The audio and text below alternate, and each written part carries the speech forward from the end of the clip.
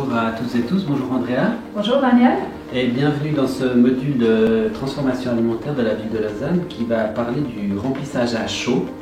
Donc là on est en train de préparer les fraises. Nous avons pris des fraises bien fraîches. Il faut faire attention qu'elles soient de bonne qualité. Nous pouvons couper ce qui n'est pas bon et puis le reste on le mange. Nous allons faire une confiture de manière traditionnelle avec 1 kg de fruits et 800 g de sucre. Et nous allons également faire une préparation avec 1 kg de fraises, 400 g de sucre ainsi qu'une poudre gélifiante qui est faite à base de pectine de pomme. Voilà, les fraises font partie des fruits qui gélifient mal. Alors on peut pallier à ça en préparant les fruits d'abord et puis on ajoute le sucre et on laisse macérer 1 à 2 heures avec déjà le sucre dessus. C'est la méthode traditionnelle avec 800 g de sucre pour 1 kg de fraises. Là, on a pris des fraises nature et j'ai commencé à les cuire pendant 5 minutes à feu moyen pour qu'ils soient déjà un tout petit peu ramollis. Et maintenant, je rajoute 500 g de sucre et un sachet de gélifiant, le 1 sur 2. J'aime bien parce que en fait, ça me permet de réduire la cuisson des fraises et ça gélifie malgré que la fraise ne gélifie pas bien, mais avec la pectine qu'elle a contenue, ça gélifie bien. Je rajoute les 500 g de sucre et puis la poudre gélifiante. Et puis maintenant, je vais augmenter ma température. Je vais cuire 3 minutes à gros bouillon avant de remplir. Donc voilà, notre cuisson est atteinte. On a géré les 3 minutes à gros bouillon, douillé tout le temps. Et maintenant, on va remplir à chaud. Ce qui est important, c'est vraiment de remplir jusqu'à ras-bord pour éviter qu'il y ait de l'air entre le couvercle et puis la confiture pour éviter les moisissures.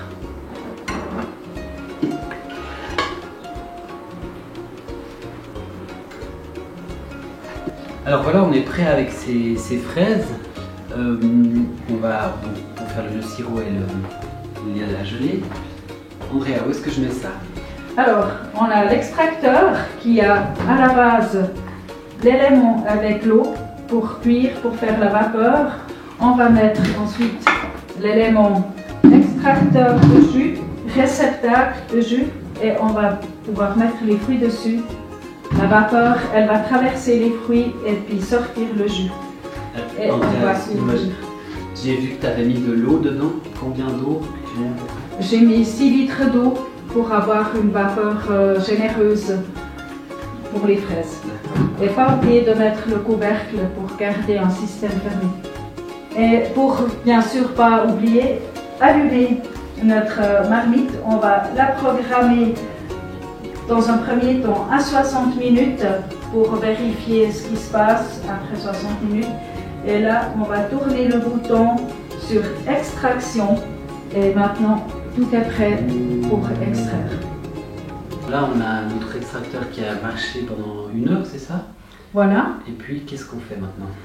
Maintenant, on va l'ouvrir. Attention, il y a beaucoup de vapeur, c'est très très chaud. Donc, vous l'ouvrez délicatement sans mettre la tête dessus. Vous voyez le jus qui s'est créé. Et ce jus-là, maintenant, on va mesurer parce que litre par litre pour pouvoir cuire notre sirop. Voilà, nous sommes arrivés à notre litre.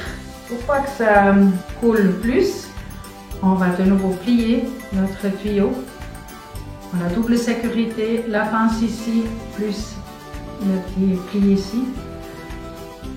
On va mettre 1 litre de sirop, de jus. On va rajouter 30 g d'acide citrique naturel, l'extrait de citron. Donc à peu près 2 cuillères à soupe. Très bien. Et je rajoute 500 g de sucre. Et je vais cuire, porter à ébullition et remplir à chaud. On arrive à ébullition. Notre masse, elle a 100 degrés, c'est très important. C'est seulement à ce moment-là qu'on va remplir nos verres. Et les verres sont posés dans une assiette pour qu'effectivement, quand on va remplir, on remplit à rapport, ça déborde et on ferme immédiatement pour qu'il n'y ait pas de perte de température. Notre masse, elle doit avoir au moins 75 degrés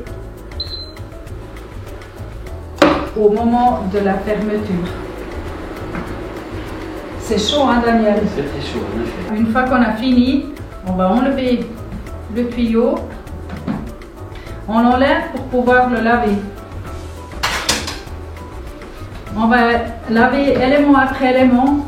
On va laver le réceptacle pour le jus. Puis on va bien laver cet élément aussi. Voilà, alors là on est prêt à attaquer la sauce tomate. Andrea, alors comment on s'y prend? Qu'est-ce qu'on prend? Comment on fait? Voilà, ça c'est des tomates d'un producteur de la région qui ne pouvait pas les vendre dans le grand marché.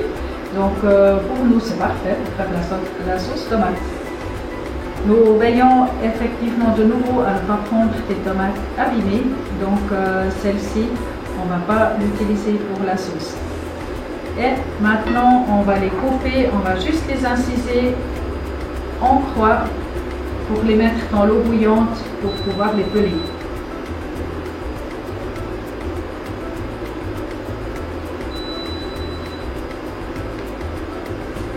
On va maintenant les mettre à bouillir pendant 1 minute. Alors voilà, on a préparé les tomates, on a bien enlevé les graines, peau, on a retiré un peu l'excédent d'eau. Qu'est-ce qu'on fait maintenant? Maintenant, on va les mettre dans la casserole et puis les laisser mijoter à feu moyen pour évaporer le plus d'eau possible afin d'avoir un coulis un petit peu concentré.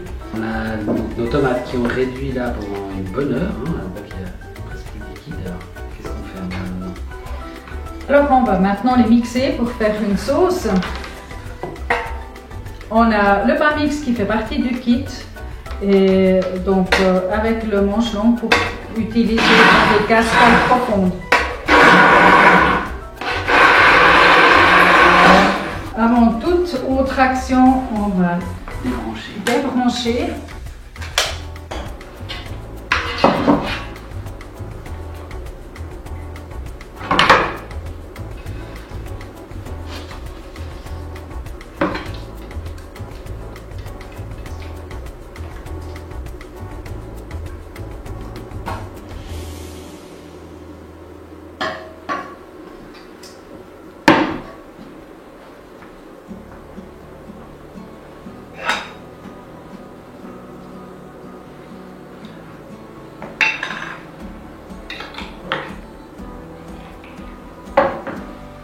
Santé!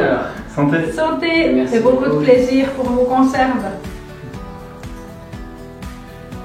Ah ouais, très bon. Excellent.